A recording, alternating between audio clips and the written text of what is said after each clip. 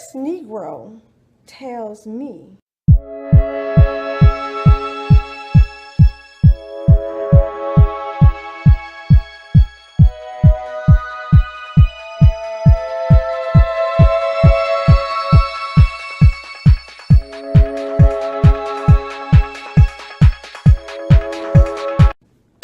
okay, this story time is about this man I met. And I don't talk about any relationships or anything, but this was 2 years ago this month, November. I met this man, let me see, 1 week before Thanksgiving. I will insert a picture of him, and I thought this was a decent man. But let me tell you what happened. I was at my favorite gas station, the one I play my game on my phone, and it's AM PM, and I was pumping gas, paying my own. I'm paying no attention to anyone but me pumping my gas. I look over on the sign, and there it says pumpkin spice coffee. I was like, that sounds great. I think I'm gonna go in there and get me some coffee. So I pump my gas, I go in there, and I get coffee. All I wanted to do was get coffee. I had my couple of bucks out to get my coffee. I was pouring my coffee, and I was at the station putting my cream in there I like, and my sugar I like. So next thing I know, this man, he comes in, and he goes over to the bathroom. Now this is a unisex bathroom. It's only one bathroom, but someone was in there. So while someone was in there, he came over and talked to me. First of all, he got too close to me. I don't know you like that. And then you touch my arm. I don't know you like that. But I'm listening to you, and we're talking about, matter of fact, I don't know if it was that he thought he knew me from somewhere. And, well, anyway, we end up saying, yeah, I told him, well, maybe you know me from the church. Yeah. Why I assume that he went to the same church. But anyway, the bathroom became available, so he left off. So he went to use the bathroom, and he came right back out. And I was walking over to pay for my coffee. There's no one else in this place, and he says to me, "Oh, wait a minute. It's basically, let me go first." Okay, I'm thinking, one strike. Oh, heck no. I'm not talking to you. I'm not giving you the time of the day. And I believe I had already gave him my phone number. Anyway, I'm thinking this man is going before me to pay for his gas and my coffee. So I was like, no. I'm going to pay for my coffee. I'm a woman. You're supposed to let me go first. How are you going to jump in front of me to pay for your gas and not pay for my coffee? So by the time I paid for my coffee, and I was like just puzzled. I paid for my coffee, and next thing I know, he's holding the door open for me. Okay, I'm like, okay, well, maybe so. Okay, that open the door, cancel out what you just did. I should not have let that cancel it out. But anyway, I can't remember what day he called, or I don't know if it was like the next day, because I think this was on, I'm not going to lie, I don't know what day it was. So he called, and then we set up a date to go to dinner and go see a movie. So we went to a restaurant I've never, well, actually, what we did was we went over to we met at the movie theater, and we went in and to prepay for tickets so we know what time we have to be back. And then we went to dinner, but I jumped in his car and he took us to dinner. Well, while when we were ordering, while we were seated, they set us down and we were looking on the menu, and this fool says that he didn't get paid, and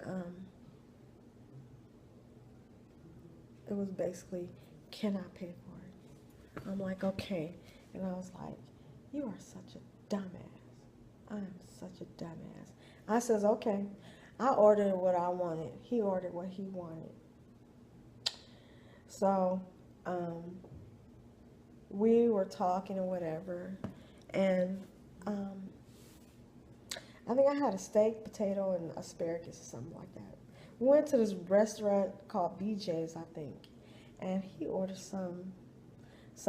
I have no idea what it was. Anyway, I paid for that, and of course, I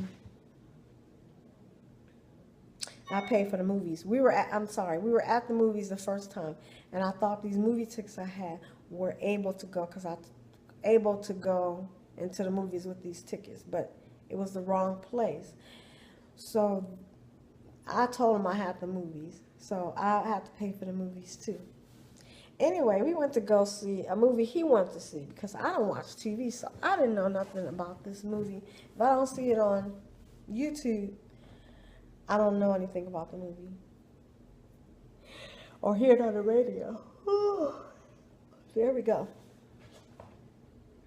So if I don't hear it on the radio, I don't know anything about a movie. So he picked the movie out, and I'm all into the movie, and it was I'm gonna tell you what that movie is in just a second. Nope, I can't remember. But it was like we were now on the trilogy. It's one of the Hunger Game movies, and it was the third one they made. I can't remember the name. That's the one we went to see. So this fool, he done ate, and now he's asleep. And I done watched the movie. One time he was dozing off, and I nudged him. I ain't sleep, whatever. So when he went to sleep, I'm like, whatever. I'm going to enjoy the movie because I paid for it. So, not only that, I think he had to run to the bathroom. But anyway, I was like, too much done. But anyway, my dinner was nice, and the movie was good. But him, I should have said, I should have stopped right then. So the first time I went to his house, I noticed that he didn't have a television in his bedroom. Well, the man said he pawned his TV. And I'm like thinking, you pawn your TV? Who do that? Who pawns their TV? Come on now, your TV? Jewelry, gold, something like that. But your TV, that's like me going to say, oh, let me pawn my vacuum cleaner. You pawn your TV? Why? Don't pawn your TV. You already paid for it. It ain't have no more value than that. Why pawn it? And the whole reason why I know all this fool want to know, can I give him money to get his damn TV out the pawn shop? I'm like, no. Man, then when first time at his house, well, he live in a condo.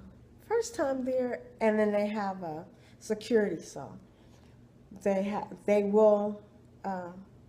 to know where you going, who you going to see, and the number, whatever, to their. Anyway, the first time I went there and we were sitting down, and I was eating the food that he cooked me. That was a little bit too salty. Not complaining, but he said that we were looking at a movie after we ate, I think. He said, have you seen anything that you need, that you want to put in here? You can. Go ahead and buy it and put it in here. I was like,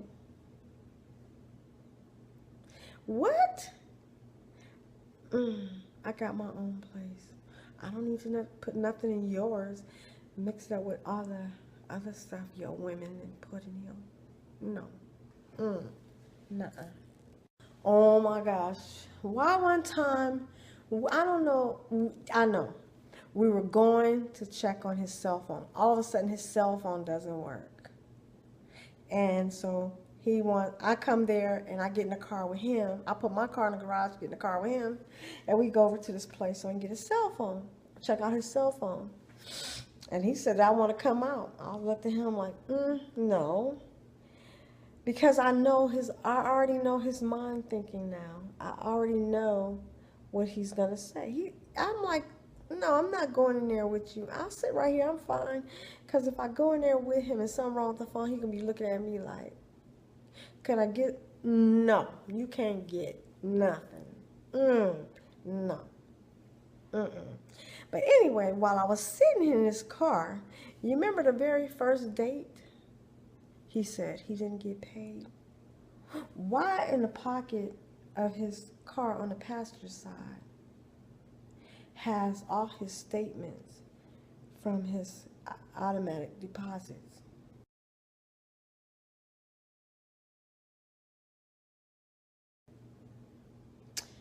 He got paid 3 days. 3 days before our date. So, yeah.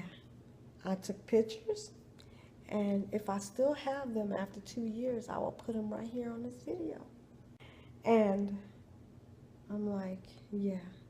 And then I almost got busted, y'all. I was looking at him so hard, he was coming back to the car to drop him down in there, and I was videotaping. Well, I thought either I was videotaping it or pictures, but I will put them in there, I promise you. Man. At one time I was sitting at his house, phone rings. I think this might have been the first time I was at his house. And a female called. He said, and he talked. He says, well, I got to go because my friend is here. Okay, I didn't expect him to say his woman, whatever, because right now I'm getting rid of you real quick because things ain't right. So then he gets off the phone with her. He sits over by me. He was telling me about her. He said, oh, yeah, that's the girl I was trying to get with, but she don't want to be with me. And I'm like thinking in my head, do he think I'm stupid? If you trying to get with her, well, why she's calling you? I didn't say nothing. See, you know, being silent is deadly. As usual, every year I go to Vegas to go for Thanksgiving. So I don't know what he was talking about, but I know where I'm going because you ain't going to change my plan. This is what I do with my family, and I'm going to continue to do this with my family. So we went to Vegas, and I think I told my mom about him. I don't know. So when I got back, and then I went to his house, and he cooked dinner for me.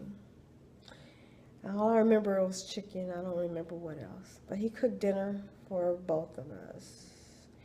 And it was it was good. It was just too salty for me. And then we spent other times together.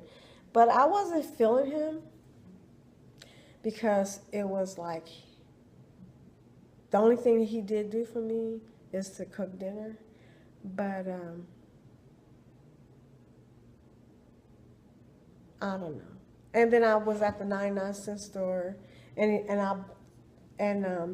they had the Christmas items out, and they had these socks, and I wanted the socks, and so I picked them up. So when he was at the register, I was like, yeah, Daddy, can you buy me these socks? I'm like, it's 99 dang gone cents. You can't even buy this. He bought them. And then, I know the story is like kind of lame, but anyway, he invited me to a Christmas party. This Christmas party is in Los Angeles. It was on a Saturday. And I told him I don't know if I want to go. And he didn't know if he was going to really go. Well, he tells me on Saturday morning when I'm already at work. Now, at this point, we've been knowing each other a week before Thanksgiving. At this point, it is maybe 2 weeks before Christmas, I'm thinking. Somewhere around there. He has never been to my house. He has never met any of my kids, any of my family. He doesn't even know where I work. At this point, I know where this man works. I know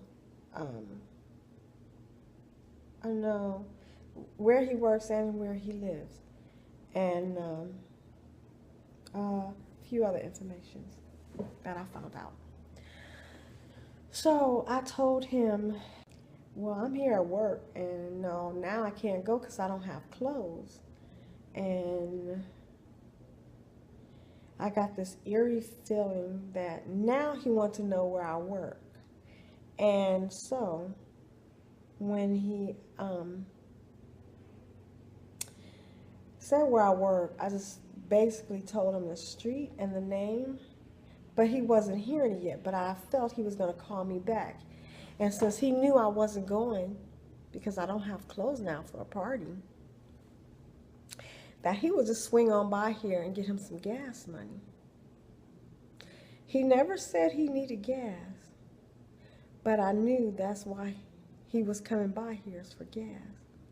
So I was working on a customer, and all of it just came to me. So I said, you know what? Let me give him a call. So I called him back, and I said, you know what? I'm short on my rent. Do you have $20 I can get since you're going to come by here? Could you loan me $20? And he said, oh, no, I don't have no $20.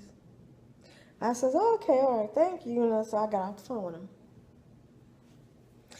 This fool, he didn't show up because he didn't know, and he knew that I needed money. So I knew he knew that he thought he was coming here to get money. That was a tongue twister. So I didn't hear from him. This was on a Saturday. I didn't hear from him until Sunday. I say Sunday afternoon, late afternoon. He called me. He said, oh, yeah, the party was good. I stayed at my brother's house. What would I look like staying at your brother's house? And he says, oh, and I got gas money for my brother. I'm like, huh? I'm like, everything went silent. I'm like, I knew it. I knew it. I knew he needed some gas money. It's the only reason why he wanted to know where I work, so he can come by and get it. But since his girl was short, he didn't show up, and he didn't call me until Sunday. So after we got off the phone Sunday, blocked his number. I says, no, no, no. You won't be calling me, honey. You don't know where I live. You don't know where I work. And the only thing you got on me is my phone number. Bye-bye. Later. Oh, my gosh. And now we probably about maybe 3 weeks before Christmas. I can't remember. But I was thinking about New Year's, and I said, so what do you want to do for New Year's? What do you think we're going to do for New Year's? You know, just to put it on your mind, you know. I feel that the person you spend your New Year's with is usually the people you love. Anyway, this Negro tells me, I want to make love to you on New Year's. I'm like, what? Really? You must have got your women mixed up. I couldn't say nothing because he said that a few times. I'm like, I don't think so. I don't think so. So, yeah. So, that is one of my relationships. I know y'all was ready to hear some, what y'all call tea. But that's That didn't go anywhere. I blocked his number and I looked on here on my phone to see who else I had blocked. Well, I went to see if I had him, but it was on the other phone I had. That phone 2 years ago. So yeah, it wasn't on this one because I had this phone for 1 year. So it's not on here. But anyway, I come to find out I blocked somebody's number. They've been trying to call me. That's money. But anyway, if I could say I love you, you can definitely love yourself. Bye.